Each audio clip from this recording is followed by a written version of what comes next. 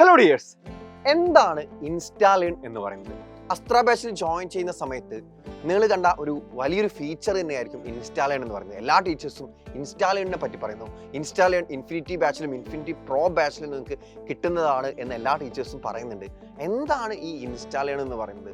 Just ഒരു ചാപ്റ്ററിൻ്റെ കുറേ ക്വസ്റ്റ്യൻസും കുറേ ഡെഫിനിഷൻസും ഉള്ള ഒരു മെറ്റീരിയൽ മാത്രമാണോ ഇൻസ്റ്റാലേൺ എന്ന് പറയുന്നത്? ഈ കാര്യങ്ങളൊക്കെയാണ് നമ്മൾ ഇന്നത്തെ ഈ ഒരു വീഡിയോയിൽ നോക്കാൻ പോകുന്നത്. ഇൻസ്റ്റാലേൺ എന്ന് പറയുമ്പോൾ നമ്മൾ ഉദ്ദേശിക്കുന്നത് തന്നെ ഇൻസ്റ്റന്റ് ലേണിംഗ് എന്നാണ്.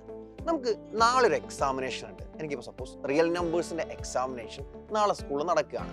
അപ്പോൾ എനിക്ക് ഇന്ന് രാത്രി ഏകദേശം 1 മണിക്കൂർ എൻ്റെ അടുത്ത് സമയമുണ്ട്.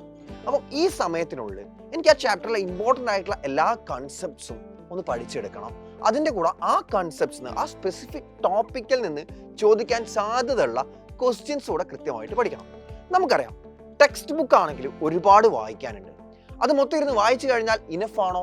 ഒട്ടും അല്ലതാനും. കാരണം ടെക്സ്റ്റ് ബുക്ക് മാത്രം പഠിച്ചു പോയി കഴിഞ്ഞാൽ നമുക്ക് എക്സാമിനേഷന് സ്റ്റാൻഡേർഡ് പേപ്പർ ആണെങ്കിൽ മാത്സിന് നിങ്ങൾക്ക് മാർക്ക് കിട്ടാൻ സാധ്യതയുള്ള ഒരു മാർക്ക് എന്ന് പറയുന്നത് 60% അല്ലെങ്കിൽ അതിന് താഴെ മാത്രമായിരിക്കും.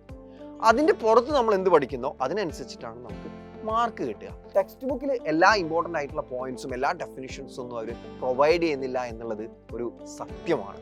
അപ്പോൾ ഈ ഒരു സിറ്റുവേഷനിൽ നിങ്ങൾക്ക് ഒരു എക്സാമിനേഷൻ ഉണ്ട്, നിങ്ങൾക്കൊരു 1 hour കൊണ്ട് ഒരു ചാപ്റ്റർ ഒന്ന് പെട്ടെന്ന് റിവൈസ് ചെയ്യണം. അതിലെല്ലാ ഇമ്പോർട്ടൻ്റ് ആയിട്ടുള്ള കൺസെപ്റ്റ്സും അതിനോടനുബന്ധിച്ചുള്ള ക്വസ്റ്റ്യൻസും പ്രാക്ടീസ് ചെയ്തിട്ട് അത് കഴിഞ്ഞിട്ട് നിങ്ങൾക്ക് ബാക്കിയുള്ള എക്സ്ട്രാ ക്വസ്റ്റ്യൻസിലേക്ക് പോകേണ്ടതാണ്. അപ്പോൾ ഈ 1 മണിക്കൂറിൽ എങ്ങനെയാണ് നമ്മൾ ഈ ഇമ്പോർട്ടൻ്റ് ആയിട്ടുള്ള ടോപ്പിക്സ് ഒക്കെ പഠിക്കുക, അതേപോലെ അതിൽ നിന്ന് ചോദിക്കാൻ സാധ്യതയുള്ള ക്വസ്റ്റ്യൻസ് ഒന്ന് റിവൈസ് ചെയ്യാൻ പറ്റും? അതിനുള്ള ആൻസറാണ് ഇൻസ്റ്റാലേൺ എന്ന് പറയുന്നത്. നിങ്ങളിവിടെ റിയൽ നമ്പേഴ്സിൻ്റെ ഇൻസ്റ്റാലേൺ ഞാൻ നിങ്ങൾക്ക് കാണിച്ചു തരാം. ഫസ്റ്റ് ചാപ്റ്ററാണ് മാത്സിലെ റിയൽ നമ്പേഴ്സ് എന്ന് പറയുന്നത്. അതിൻ്റെ ഇൻസ്റ്റാലേൺ നിങ്ങൾക്ക് ഇവിടെ സ്ക്രീനിൽ കാണാൻ കഴിയും. ഈ ഒരു ഇൻസ്റ്റാലേൺ നിങ്ങൾ ഫസ്റ്റ് പേജ് കഴിഞ്ഞ് സെക്കൻഡ് പേജിലേക്ക് പോകുന്ന സമയത്താണ് നമ്മുടെ ചാപ്റ്റർ സ്റ്റാർട്ടിങ്. ഫസ്റ്റ് തന്നെ ഹെഡിങ് നിങ്ങൾ കണ്ടോ, the fundamental theorem of arithmetic. Fundamental theorem of arithmetic എന്ന് പറഞ്ഞിട്ട് ആ തിയറം കൃത്യമായിട്ട് അവർ എക്സ്പ്ലെയിൻ ചെയ്തു. അതിൻ്റെ തൊട്ട് താഴെ പ്രൈം നമ്പേഴ്സ് എന്താണ്, കോമ്പോസിറ്റ് നമ്പേഴ്സ് എന്താണെന്ന് ഉള്ള ഡെഫിനിഷൻസ് കൊടുത്തിട്ടുണ്ട്. അതിന് തൊട്ട് താഴെ അതുമായിട്ട് ബന്ധപ്പെട്ട ഒരു MCQ. ഈ MCQs ഒക്കെ തന്നെ CBSEയുടെ ക്ലാസ് 10 CBSEയുടെ ബോർഡ് എക്സാമിനേഷൻ പ്രീവിയസ് ഇയേഴ്സിൽ ചോദിച്ച ക്വസ്റ്റ്യൻസ് ആണ്. ബോർഡ് എക്സാമിനേഷനിൽ ചോദിച്ച ക്വസ്റ്റ്യൻസ് ആണെന്നുള്ളത് പ്രത്യേകം ശ്രദ്ധിക്കണം. ഫസ്റ്റ് ക്വസ്റ്റ്യൻ 2020 അതായത് ഏകദേശം 6 കൊല്ലം മുന്നേ എക്സാമിന് വന്ന ക്വസ്റ്റ്യൻ ആണ്. അത് കഴിഞ്ഞ് നെക്സ്റ്റ് ടോപ്പിക് ഡെഫിനിഷൻ 2. നമ്മുടെ ടെക്സ്റ്റ് ബുക്കിലുള്ള ഒരു ക്വസ്റ്റ്യൻ നിങ്ങൾ കണ്ടിട്ടുണ്ടാവും. ഇങ്ങനത്തെ ഒരു ക്വസ്റ്റ്യൻ നിങ്ങൾ ടെക്സ്റ്റ് ബുക്കിൽ കണ്ടിട്ടുണ്ടാവും. Explain Y 7 × 11 × 13 + 13 and 7 × 6 × 5 × 4 × 3 × 3 3 × 3 × 2 + 5 R composite numbers. അത് എന്തുകൊണ്ട് കോമ്പോസിറ്റ് നമ്പേഴ്സ് ആവും എന്നുള്ള ക്വസ്റ്റ്യനേ ഉള്ളൂ. അതിൻ്റെ ഒരു റീസൺ, അതെങ്ങനെയാണ് കോമ്പോസിറ്റ് നമ്പർ ആണെന്ന് പ്രൂവ് ചെയ്യുക, അതിൻ്റെ ഒരു എക്സ്പ്ലനേഷൻ ടെക്സ്റ്റ് ബുക്കിൽ നിങ്ങൾക്ക് നോക്കിയാൽ കാണാൻ കഴിയില്ല. അതിൻ്റെ ടോപ്പിക് അതെങ്ങനെയാണ് കോമ്പോസിറ്റ് നമ്പർ ആണെന്ന് പ്രൂവ് ചെയ്യുക, ആ ടോപ്പിക് ടെക്സ്റ്റ് ബുക്കിലില്ല. പക്ഷേ നമ്മൾ ഇൻസ്റ്റാലേണിൽ അത് കൃത്യമായിട്ട് കൊടുത്തിട്ടുണ്ട്.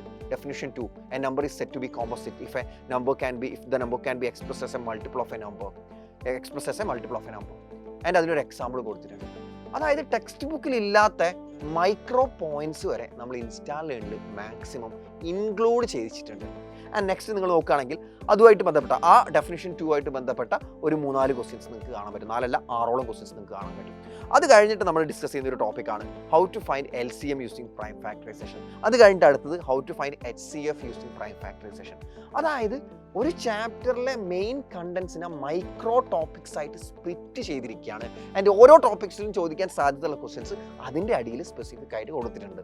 ആൻഡ് അത് കഴിഞ്ഞിട്ട് ഇപ്പോൾ LCM HCF കഴിഞ്ഞു. LCMൻ്റെ HCFൻ്റെയും കുറേ ക്വസ്റ്റ്യൻസ് ആണ്. അത് അങ്ങനെ പോകുന്നു. പിന്നെ അതിൻ്റെ ഇടയ്ക്ക് ഒരു ഫാക്ടർ ട്രീ വരുന്നുണ്ട്, അതുമായിട്ട് ബന്ധപ്പെട്ട ഒരു ക്വസ്റ്റ്യൻ വരുന്നുണ്ട്. അങ്ങനെ പോയി നമ്മൾ LCM ആൻഡ് HCF ഓഫ് 3 നമ്പേഴ്സിലേക്ക് കടന്നു. 3 നമ്പേഴ്സിൻ്റെ ബേസിലുള്ള ക്വസ്റ്റ്യൻസ് വന്നു. അത് കഴിഞ്ഞിട്ട് ഒരു നോട്ട് FCF × LCM എന്ന് പറഞ്ഞാൽ നമ്പേഴ്സിൻ്റെ പ്രൊഡക്റ്റ് ആണെന്നുള്ള നോട്ട്, അതിൻ്റെ ബേസിലുള്ള ക്വസ്റ്റ്യൻസ് ആണ് അടുത്തത്.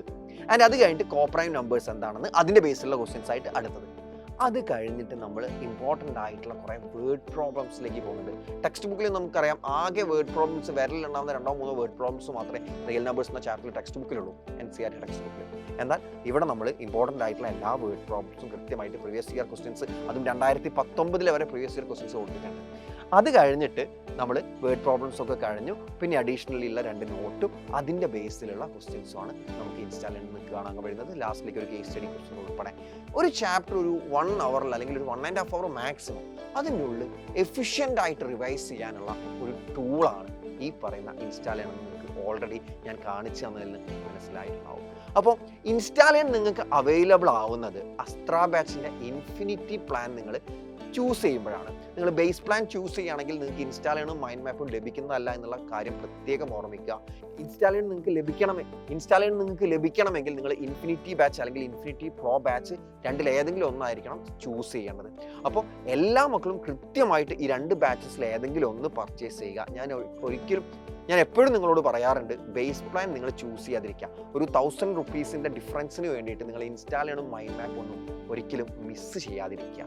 സോ മക്കളെ, അസ്ത്ര ബാച്ചിൽ എത്രയും പെട്ടെന്ന് ജോയിൻ ചെയ്യാത്ത കുട്ടികളുണ്ടെങ്കിൽ എത്രയും പെട്ടെന്ന് ജോയിൻ ചെയ്യുക. ഈ അക്കാദമിക് ഇയർ നമുക്ക് ഗംഭീരമായിട്ട് അസ്ത്ര ബാച്ചിൽ പഠിച്ചിട്ട് ക്ലാസ് 10 CBSE ബോർഡ് എക്സാമിനേഷനിൽ ഏറ്റവും മികച്ച മാർക്ക് നേടേണ്ടതായിട്ടുണ്ട്. So all the best.